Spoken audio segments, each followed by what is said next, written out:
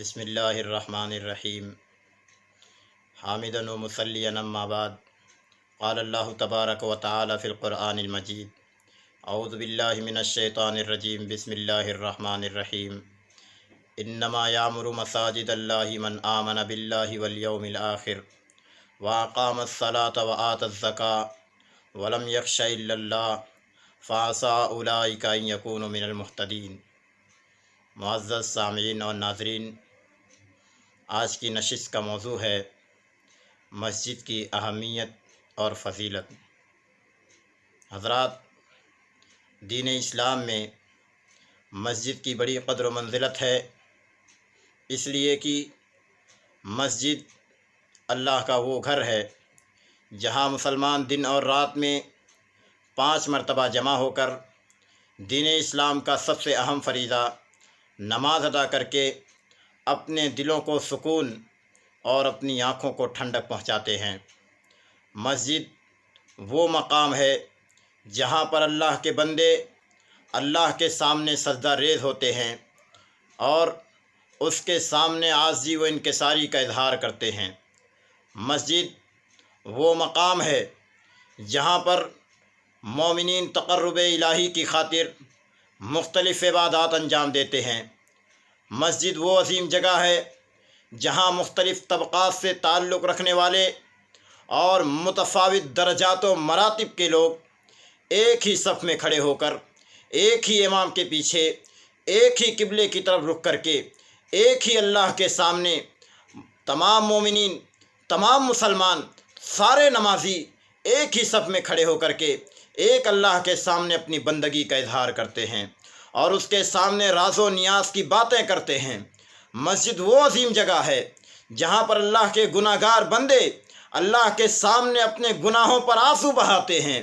مسجد وہ عظیم جگہ ہے جہاں پر توبہ کرنے والے اللہ کے سامنے توبہ و استغفار کرتے ہیں اور اللہ سے سرگوشی کرتے ہوئے اپنے گناہوں پر معافی مانگتے ہیں اور اپنے رب کو راضی کرنے کی مختلف کوششیں کرتے ہیں۔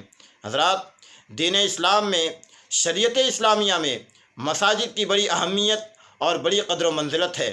مساجد کی اہمیت اور مساجد کی قدر و منزلت کی سب سے پہلی دلیل کہ اللہ رب العالمین نے قرآن مجید میں فرمایا انما یعمر مساجد اللہ من آمن باللہ والیوم الآخر، کہ مساجد کو وہی لوگ تعمیر کرتے ہیں، مساجد کی آباد کاری کا کام انہی لوگوں کا ہے جو اللہ وحدہ لا شریک پر ایمان رکھتے ہیں، جو آخرت کے دن پر ایمان رکھتے ہیں۔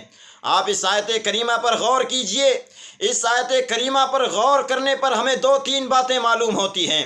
سب سے پہلی بات کہ اس آیت کریمہ میں اللہ رب العالمین نے فرمایا انما یعمر مساجد اللہ، اللہ نے مساجد کی نسبت اپنی طرف کی ہے۔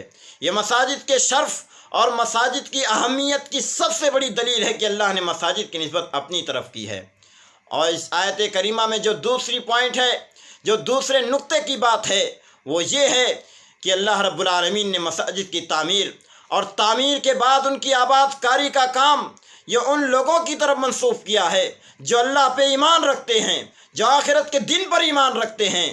گویا ایمان والوں کے ایمان کا تقاضا یہ ہے کہ وہ مساجد کی تعمیر کریں۔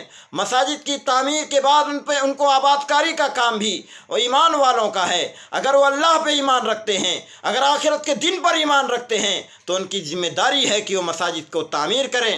تعمیر کے بعد مساجد کو آباد کریں، اپنی نمازوں کے ذریعے، اپنی قرآن کی تلاوت کے ذریعے اور اسی طریقے سے دعاؤں کے ذریعے، اسی طریقے سے مختلف عبادات کے ذریعے مساجد کی آباد کاری کا کام ایمان والوں کا ہے۔ رسول گرامی علیہ الصلوۃ والسلام نے فرمایا کہ اذا رأیتم الرجل یعتاد المساجد فاشهدوا له بالایمان، کہ اے لوگو، اگر تم کسی شخص کو مسجد میں آتا جاتا دیکھو تو اس کے ایمان کی گواہی دے دو۔ گویا یہ مسجدیں آپ کے ایمان کو زندہ کریں گی۔ اسی طریقے سے ایک تیسری جو پوائنٹ کی بات ہے اس آیت کریمہ کے اندر کہ اگر کوئی شخص ایمان باللہ اور ایمان بالیوم الآخر کے تقاضوں کو پورا کرتا ہو اور مساجد کو آباد کرتا ہو، یعنی مساجد کے حقوق کو ادا کرتے ہوئے مساجد میں با جماعت نماز ادا کرتا ہو، زکوٰۃ ادا کرتا ہو اور اس کے دل میں اللہ کے علاوہ کسی دوسرے کا ڈر نہ ہو، تو رب العالمین نے کہا کہ ایسے ہی لوگ ہدایت یافتہ ہیں۔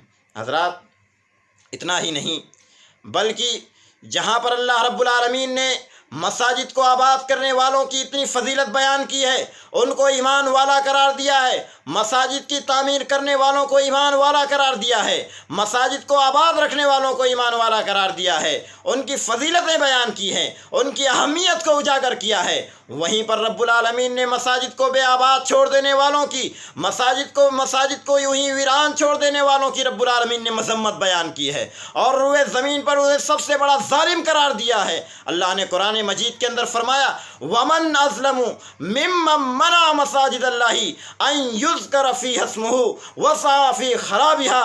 اللہ رب العالمین نے اس آیت کریمہ کے اندر فرمایا ہے کہ اس شخص سے بڑا ظالم کون ہو سکتا ہے جو اللہ کی مسجدوں میں داخل ہونے سے منع کرے، جو مسجدوں کے دخول پر پابندی عائد کرے۔ اس شخص سے بڑا ظالم کون ہو سکتا ہے جو مسجدوں کی تخریب کاری میں حصہ لے، جو مسجدوں کو ویران کرنے کی کوشش کرے، اس سے بڑا ظالم کون ہو سکتا ہے؟ غور کیجئے اس آیت کریمہ پر۔ اس آیت کریمہ میں بھی اللہ رب العالمین نے مساجد کی نسبت اپنی طرف کی ہے۔ یہ مساجد کی اہمیت کی سب سے بڑی دلیل ہے۔ حضرات یاد رکھیے، اسی آیت کریمہ میں اللہ رب العالمین نے فرمایا ہے لَهُمْ فِي الدُّنْيَا خِزْيٌ وَلَهُمْ فِي الْآخِرَةِ عَذَابٌ عَظِيمٌ، کہ ایسے لوگوں کے لیے رب العالمین نے دنیا میں بھی ذلت انہیں دی ہے اور آخرت میں بھی ان کے لیے بڑا عذاب تیار کر رکھا ہے۔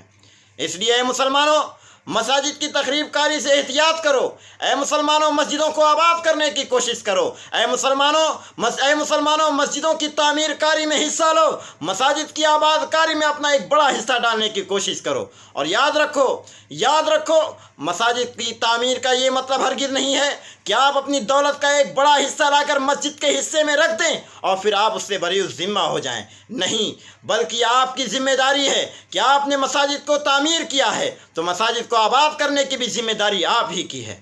اسلام اس بات کی رغبت دلاتا ہے کہ مساجد کو آباد کیا جائے، مساجد کی رونق میں اضافہ کیا جائے، مساجد کی رونق میں اضافہ کرتے ہوئے مساجد کو اپنی دعوت کا مرکز بنایا جائے۔ اتنا ہی نہیں بلکہ مساجد کے منبر سے لوگوں کو دین اسلام کی دعوت دی جائے۔ یہ آپ کی ذمہ داری ہے کہ جس طرح آپ نے مساجد کی تعمیر کیا ہے اسی طرح مساجد کی آباد کاری میں بھی آپ اپنا ایک بڑا حصہ ڈالنے کی کوشش کریں۔